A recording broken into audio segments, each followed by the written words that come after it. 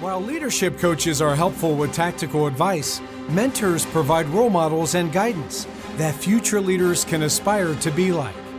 Mentorship, in short, builds leadership skills. How does mentoring programs help shape future leaders? Up next is a discussion panel with Dr. Chloe Natacha, Dr. Dennis DePasquale, Human Dweek, Ruth Fuente, and Raiz Mumtaz. Welcome. Ladies and gentlemen, I'm really excited to welcome you to the World Higher Education Ranking Summit. And today's topic is very interesting for everyone that is joining us today. It is very important for every student. It is the role of mentorship in shaping leaders of new generation. Today's topic is not only important for students, it's important for civil society, for corporates, for society in general, and the whole world. And I'm really excited because today we are joined by mentors, by leaders, by extraordinary human beings that are working towards helping nurture leaders of the next generation. And this is a great honor and pleasure to see that today's panelists are active citizens that are helping young generation to become better leaders. And let me introduce our panelists, first of all, because we have everyone joining us from different countries, different cities, and it's a very multinational panel. So let me introduce you firstly to Humam Dweik, who is an expert in entrepreneurship and startups and supporting organizations.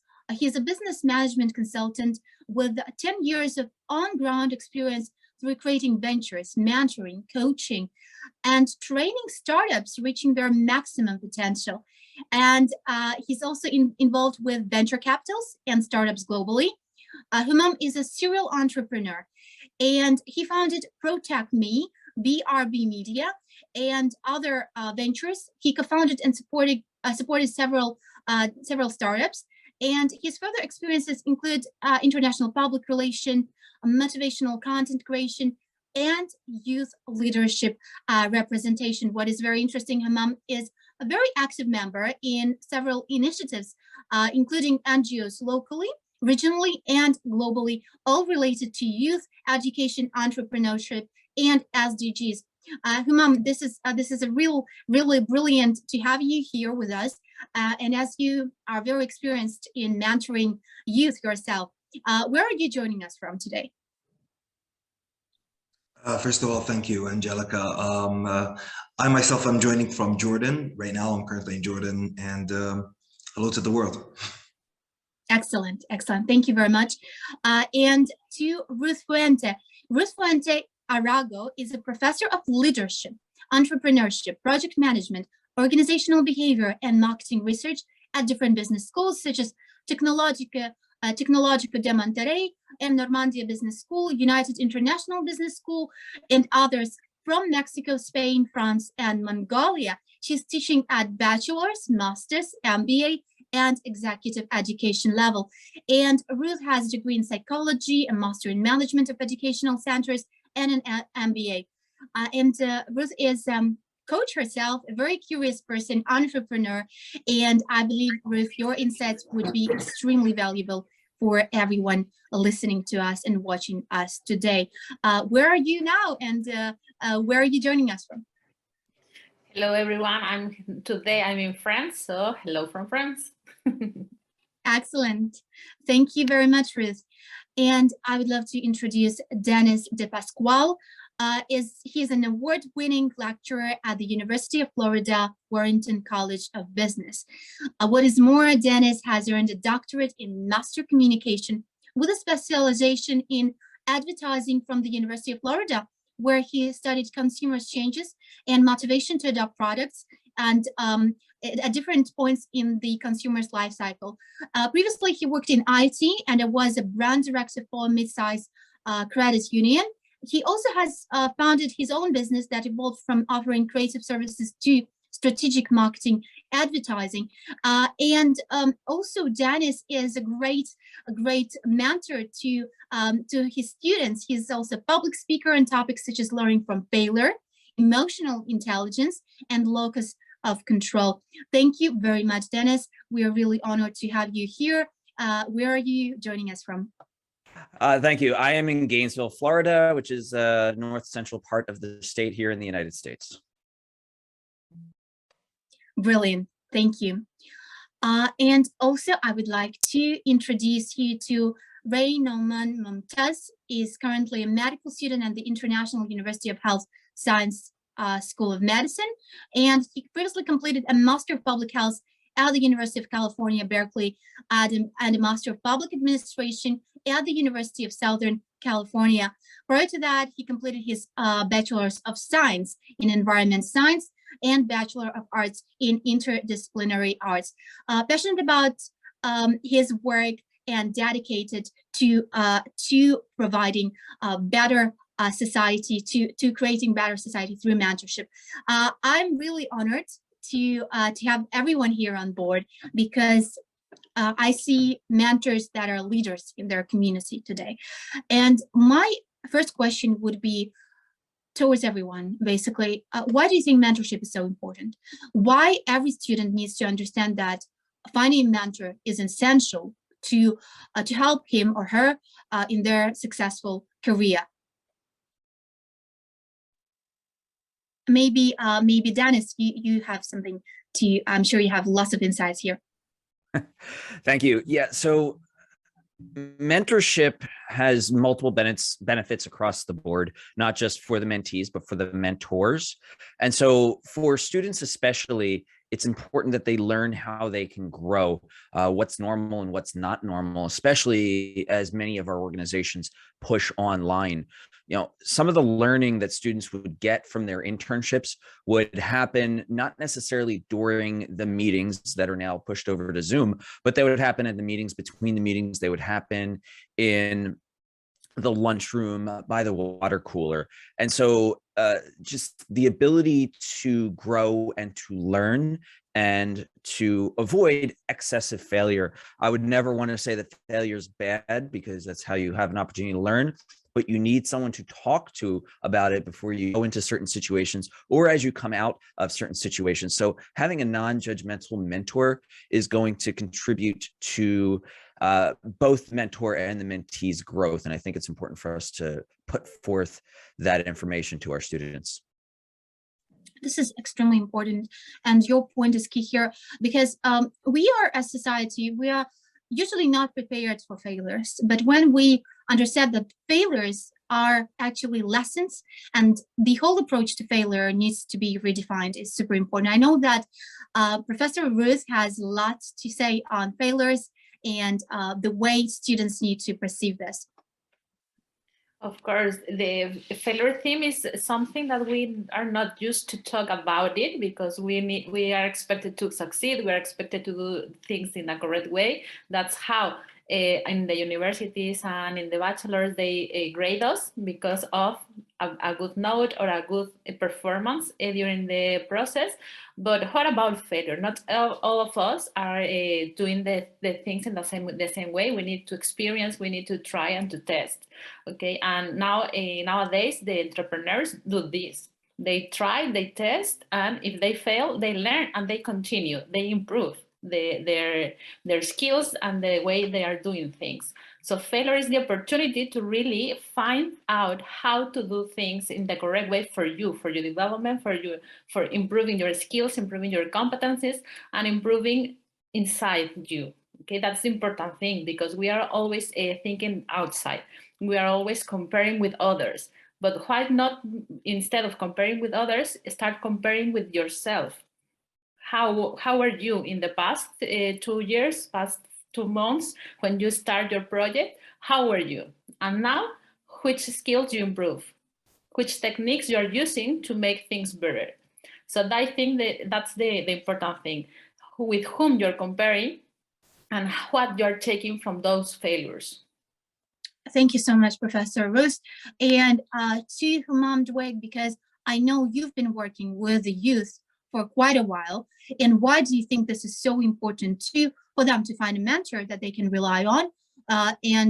So that everyone who is watching us right now, I believe we have a proportion of students joining, why this is important and essential for them. So I'm actually going to start with the idea of how we actually reach towards mentorship. Access to knowledge. Each and every individual that has access to internet does have access to knowledge, and the same thing goes towards students attending university. But that's not it. There's where we go towards training, and after training, we go towards coaching. But that's not it. Coaching goes towards tailoring whatever content you got towards the person receiving the coaching session.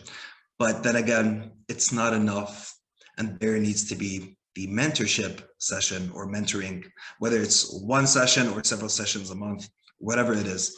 And the idea of mentoring is more reflective, such as counseling, such as different other content giving towards the mentee. Other points that would be provided, which would be active listening. It teaches the mentee and the mentor, whether it's active listening, sharing experiences, as my fellow colleagues over here have mentioned, sharing experiences, whether different successes or different failures. And again, people usually fear failures. Have I ever sought a mentor? Definitely. Each and every point in my life, I have always kept on looking for a mentor, just even for a bit, even just for a small advice. And that helps us in decision making in each and every step. And this is why, whether it's startups, university students, sometimes even school students as well, might seek mentors. And that's where they start shaping their idea of what is a role model, what is an idol to them. Sometimes that person could be amongst their family, friends, sometimes even more, up until some days they would mentor themselves. While they're talking to others, they're mentoring others, they might mentor themselves as well. I'm gonna finalize with the idea of constant follow-up. That gives the idea of another person really cares of my success, really cares about my progress, whether it's with my company as a startup or my personal successes. I love this. Thank you so much, Nam, because this is absolutely essential for every student, because the role that mentorship has, it cannot be underestimated, as the years that you take on this journey by yourself, it's a very long journey. While you're getting the help from mentor, it's much easier, it's much quicker, and you get to the point B much quicker than by yourself. And I would like to refer to Rain Nauman on this, as you have been enrolled in so many amazing degrees in amazing academic environments. What do you think to students, and as you've been dealing with students in your community, why do you think it's so important to find a good mentor? Yeah, thank you, Angelica. I think there's a variety of reasons. Once there's the most obvious is the academic issues. Ultimately, when students matriculate into a higher education institution, we want them to be able to get into their major. We want them to ultimately graduate. And then we have to start thinking about the next phases and stages, job placement, salary. We also have to think about the qualitative aspects of a student, and that's their personal life. That's their mental health, their physical health. I would call that as life fulfillment. Oftentimes we focus on academic and career aspects, but we also have to keep in mind that mental well-being is a part of that as well, in order for them to ultimately complete their academic studies. Financial literacy is another big point.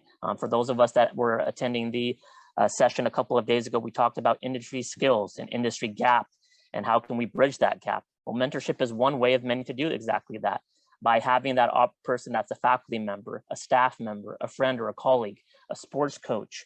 What the point I'm trying to make here is a mentor can be, it's not a one size fits all approach. It can be a different person for the folks that we interact with, and it could be for different stages of their life. For instance, for me, I have a different academic mentor than I do a career mentor, because my career mentor is primarily focused on the field of medicine and public health, whereas my academic mentor was primarily focused on education.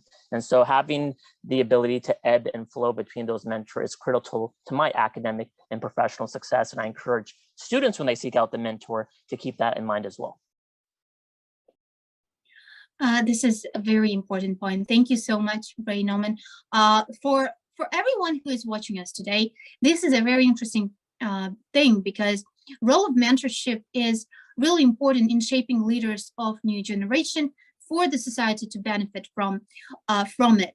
But my next question would be on dynamics between mentor and mentee, and how actually you can find that trustworthy mentor, and what would be your advice for every student that is watching us right now? What is the best way to find the mentor that they need?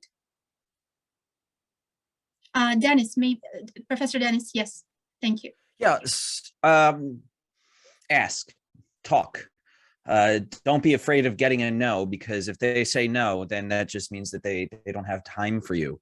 So, you bring up a good question is, what does a mentor-mentee relationship look like? That's going to be the first question. Most, and Simon Sinek actually had a great answer to that. A mentor-mentee relationship should be one that the mentor is interested in learning from the mentee, as the mentee is interested from the mentor. So it should be a two-way street. And if you find someone who has that same thirst to learn from you, that means that they're going to understand you better when giving advice, when listening, when helping you figure yourself out. But it really matters to start just having conversations with the right people. And so where are those people going to come from? You have faculty that are going to be interested in mentoring. Of course, they're going to be a little hard to find, as most faculty like to bury their heads in their research, but there are always those diamonds in the rough in every department that will want to give back. The other opportunity will come from industry speakers that come to either classes or that come to student organization meetings, if you have that. And so just after that meeting saying, I'd like to set up time to get coffee or whatever, and sit down or have a phone call, because I'd like to learn from you. Most people want to do that. Most people like the idea of doing that. And so it really requires you to leverage your curiosity in getting out there and talking to people, and not being afraid if they say, no, I have no time. If you don't ask, you don't get. If you ask and you get a no, it's the same thing, but you might get a yes. I love this. And Professor Dennis, this is very important that you've mentioned this, because many students are shy. And they are shy because they do not know how to approach the potential mentor.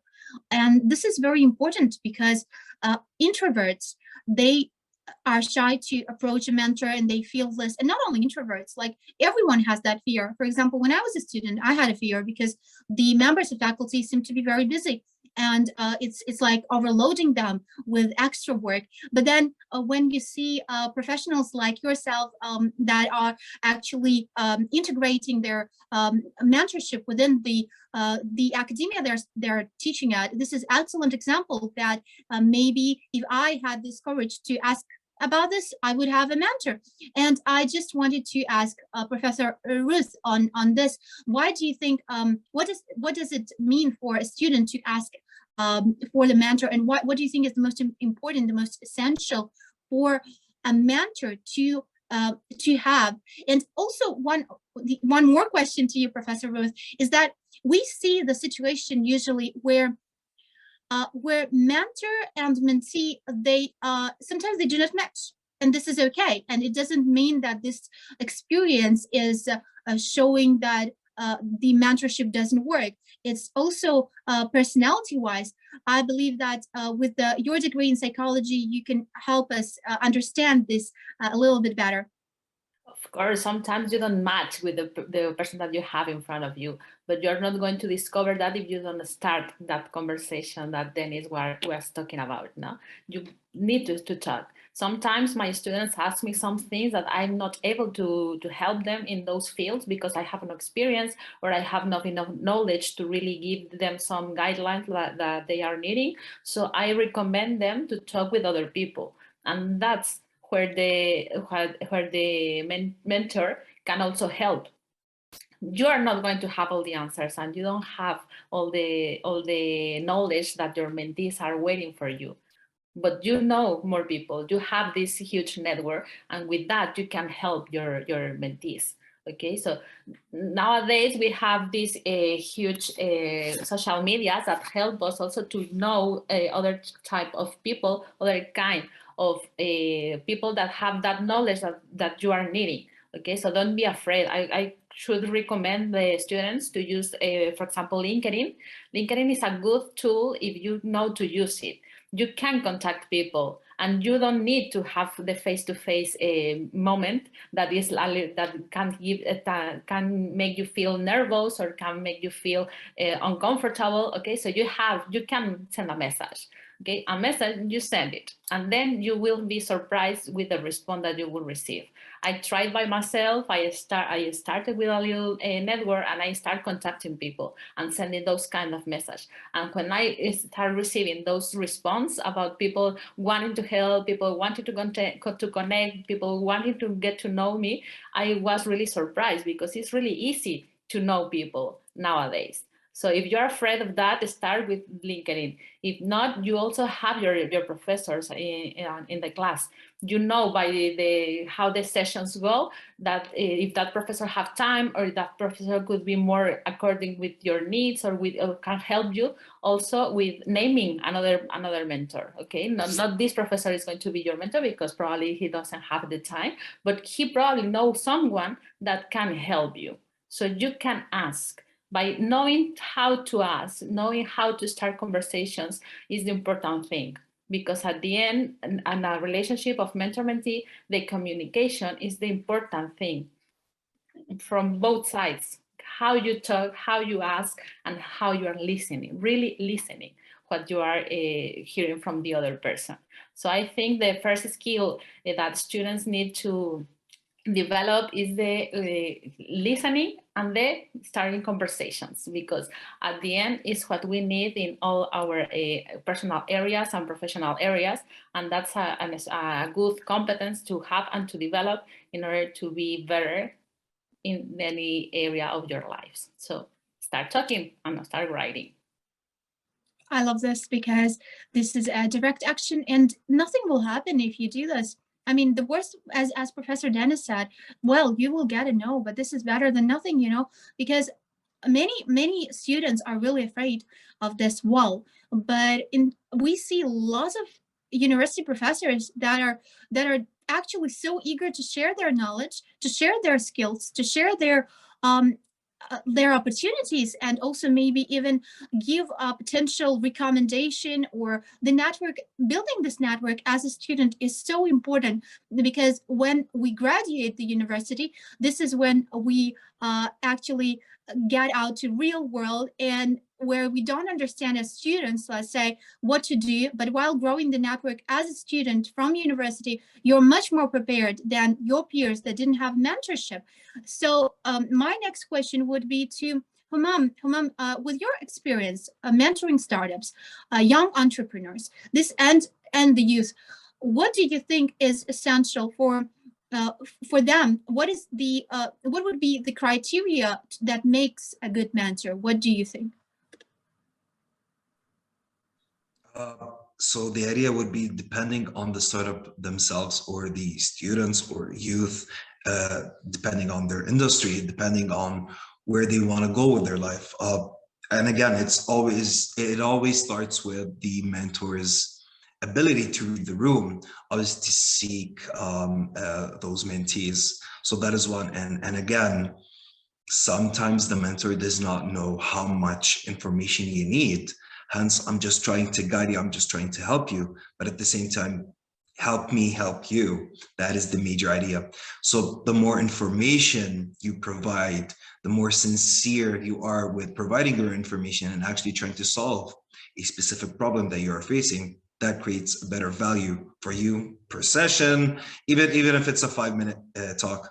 I'm going to give a small example in terms of communications and how would a startup be able to find the right mentor. I usually start with an elevator pitch, sometimes it could go up to an hour, up until a startup or an individual can represent themselves under 10 seconds, to be able to give the right information, what to say, ask the right questions, and again, who to seek. Research, tons of research is always available online. LinkedIn, even Facebook and Instagram could add a bit of value. Another point, which is there are tons of new platforms that do provide such services for free or paid. That is the perfect return on investment. Find the right mentor or find the right person to give you an advice. It could be sometimes just going to a fancy dinner to meet that person, whether it's an investor or it's a mentor, a teacher, or sometimes a professor. So no matter what it takes, you really need to break a leg to seek that person. And again, as a mentor, that is the role of a mentor, to give back to the society, to give back to startups or to their students as well. Thank you so much, Mom. With your experience as a serial entrepreneur, this is a very valuable input here, because many students, they are also feel like, sometimes I see the situation that is following. Students think that mentors are supposed to give it to them, and they do not do the work to actually prepare and be more persistent and pursue the mentor. And this is a very important issue, because for a student himself or herself, it's very important to understand that mentorship is work. And of course, mentors give it back to the society. But as a student, what do you give to the mentor? And this is the most important, because to build that trustworthy relationship with a mentor, you have to show that you are motivated, that you are outspoken, that you are ready to learn and to listen and to contribute in your own community. So I would say this is brilliant, because you've mentioned that sometimes it takes action from a student, sometimes it takes investment from a student, and this is absolutely fine, because investing time in and your time in research, understanding what your mentor wants, who are they, like learning more about the mentor, it's a really essential. And I would like to ask Ray Noman, what do you think about this? As you are very experienced working with students as a leader, as a student leader yourself, as a young leader yourself, what do you think is essential for to build that trustworthy relationship? We are going now to the topic that is building relationship that would last for a very long time, with reliability from both sides, responsibility from both sides, from both mentor and mentee. Yeah, thank you, Angelica. I think there's 4 specific steps to keep in mind for the mentor and the mentee. And it starts with the introductory meeting. In that specific meeting, the mentor and the mentee should be open and sharing background and expectations. I'm sharing a bit about myself, the mentee sharing a bit about themselves. Then I think that feeds into the expectations. What do you hope to gain out of this mentor-mentee relationship? Because it might vary from student to student. For instance, a pre-medical student, their main purpose might be to declare their major or to graduate and get into medical school. For other folks, it may be, I want to get into this specific medical school. So again, it's not a one-size-fits-all approach. And I think for a mentor, we need to be mindful of that. We also need to better understand the mentee, asking them questions like, what motivates you? What stresses you? How do you relax? That helps us better understand when things get difficult, how we can tailor our mentor relationship to them. What's your learning style? For some folks, they learn specifically in one way. For others, they view their learning style in multiple ways. We need to be mindful of that as well.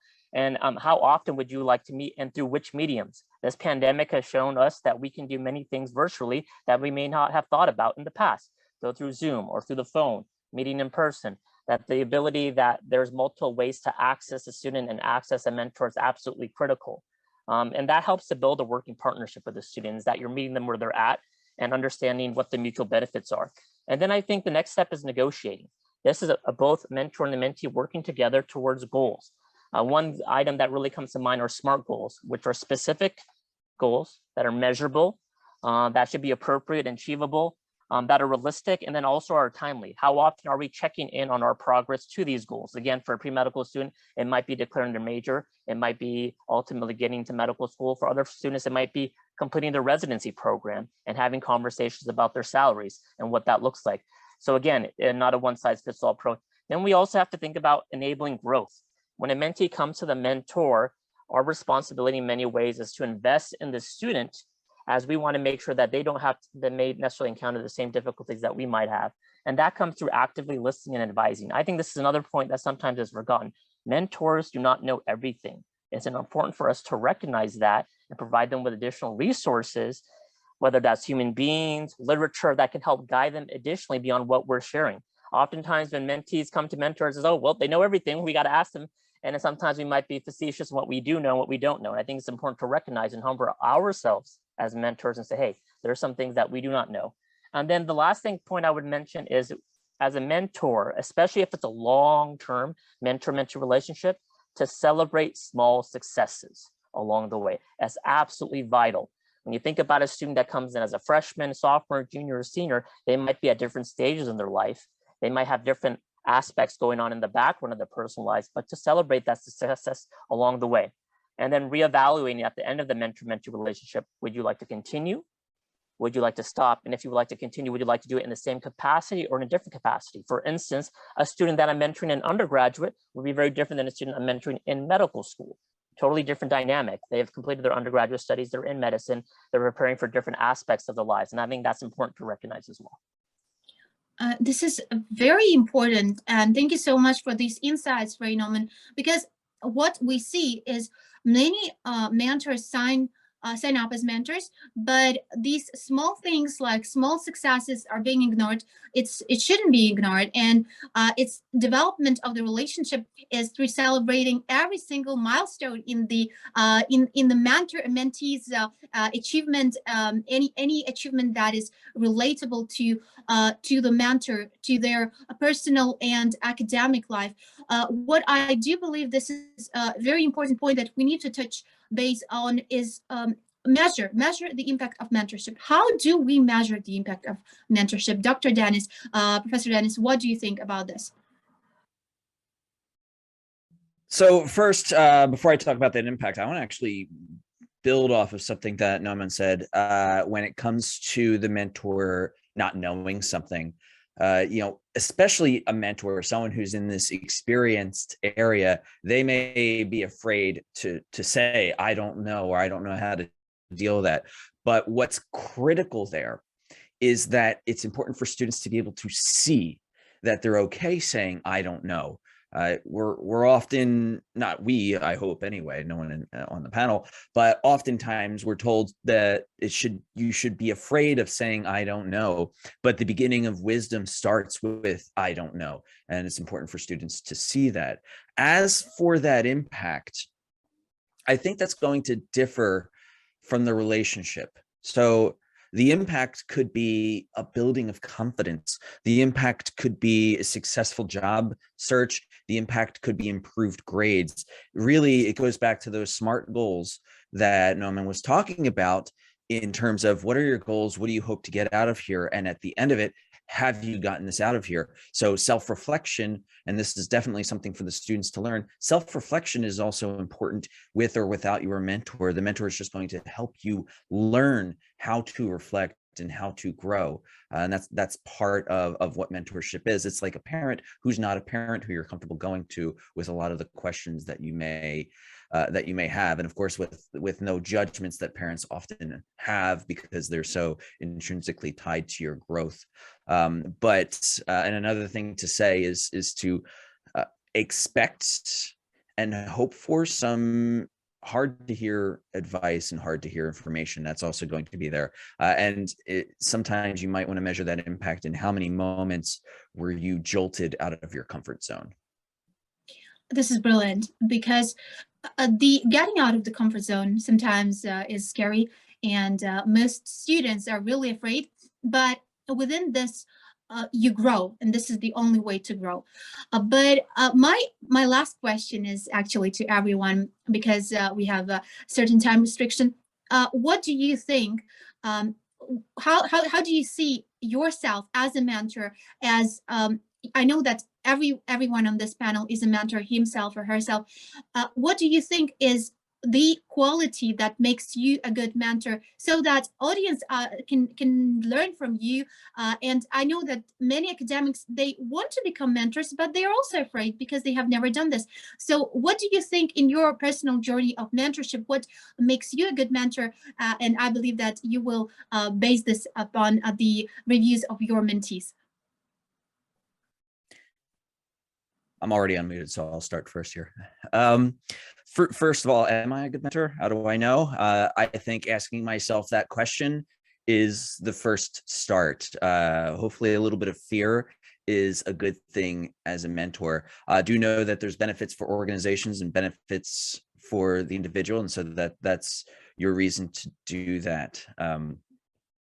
So, and I'm not sure if did that answer the question. I'm not sure if that was really substantial enough there. You know, I love the way you approach the question, first of all, because actually even asking the question on this shows that you are really like very humble mentor. But definitely, I would love to hear on everyone's personal experience based on what they think about this. Yes. Oh, I have one more thing to add to that, and I think this is important. Don't see it as a temporary commitment. See it as a long-term, maybe even a lifetime commitment. And if that excites you, then you're definitely the right person to be a mentor. Okay, thank you. Thank you so much, Professor Dennis. This has been really, really insightful. Professor Ruth, what do you think about this? Okay, I think my mentees could answer better this question, but I think one of the skills that help me to help my mentees is to be a good listener. Okay, because sometimes people doesn't know how to ask or how to give the information. So listening between the words that they are saying, I think is a good skill that mentors need to have, to start asking and to start really getting in deep of the things of the issues that the mentees have.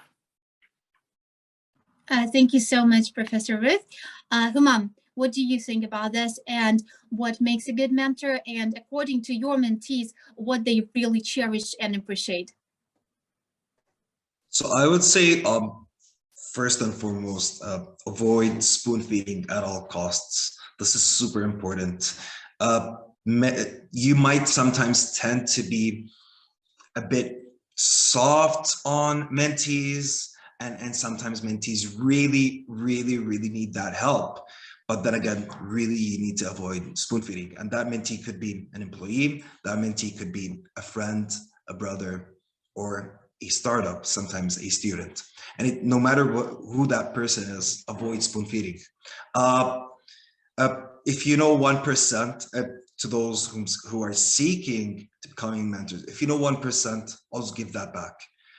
I was once asked by a big venture capitalist, and that person was telling me at the beginning of my journey, how come you're giving back and you call yourself a consultant and a mentor? And what I said is, this is the reason why a lot of startups or many of our youth cannot find help when they need it, because people think that they need to know 100% before giving that back.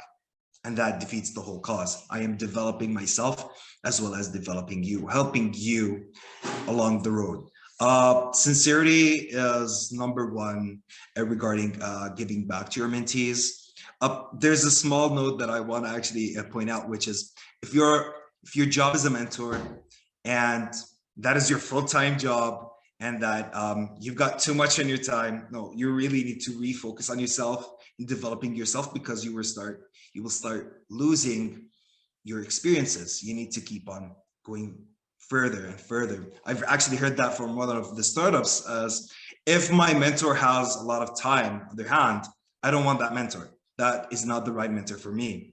Another point, which is showing those mentees that you are a human being. You face problems just like them. It's totally normal. Put your ego aside and show them how to put their ego aside as well. That is something super critical. And be able to learn, grow with whatever makes the mentee happy. So we sometimes might be attached to whatever recommendation or suggestions we might give to our mentees. But then again, if the mentee is happy, that is all that matters. And if the mentee will learn and succeed with whatever they're trying to do, that's the perfect role. And we're done with our role over there. Thank you so much, Humam. Brilliant. I believe that when we start mentorship, the mentee, himself or herself, they will actually bring this back to their own community, to their friends, to their own micro society. And this is essential to understand the power of mentorship. That is a circle that goes from one to another. And Raymond, I believe that you know exactly, as you are mentor and mentee, you know exactly what it takes, why you feel like what are the most important qualities to be a good mentor.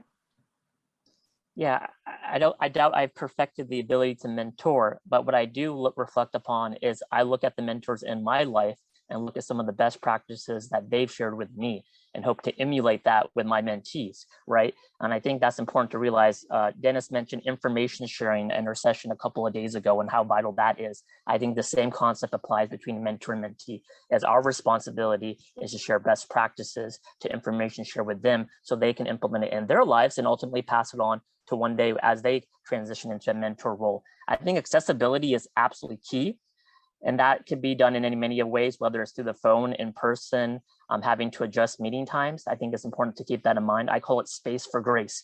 Oftentimes students are dealing with life issues that sometimes we're not mindful of, and sometimes we have to pivot along with them as they address those aspects. I think self-humility is absolutely vital. Humam mentioned a great point is when we're talking to mentees, sometimes we need to hold a firm hand. I think that's important as well. Sometimes helping them out as well. It's that balancing act, is meeting them where they're at and helping them grow from there. So where they came in on the first day is not necessarily where they want them to be at the end of the mentor-mentee relationship. Self-humility also comes in not knowing all the information and being understanding of that. Ruth mentioned a great point, and that's listening. To dovetail off of that a bit, I would add an additional point, actively listening. So when a student comes to me and says, these are my needs, these are my wants, I'm actively saying, this is what I'm hearing. Is this what you're saying? To make sure that I process what they're saying properly, and that I'm providing them with the right resources, the right support along the way. Because sometimes if we're in a specific industry, we might assume and think we know exactly what the student wants, and they may not be the truth. Because again, it's not a one-size-fits-all approach.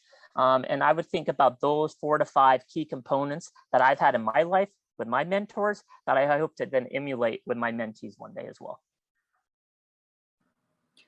These were some excellent points. Thank you so much, Ray Norman. I really believe that today's session is crucial for every student. I believe that students that watched us today, they have changed their mindset. They have understood that mentorship is a key to successful career. And of course, you can live without a mentor, right? But it will be much harder, and your journey which will be much longer. And I'm really grateful for everyone who has contributed to this discussion, and for every effort that you are doing to nurture the next generation of leaders. I know that everyone who is presenter today here at this panel is doing everything he can to ensure that tomorrow looks brighter through empowering the next generation of leaders. Thank you so much. It was a great pleasure to host today's discussion.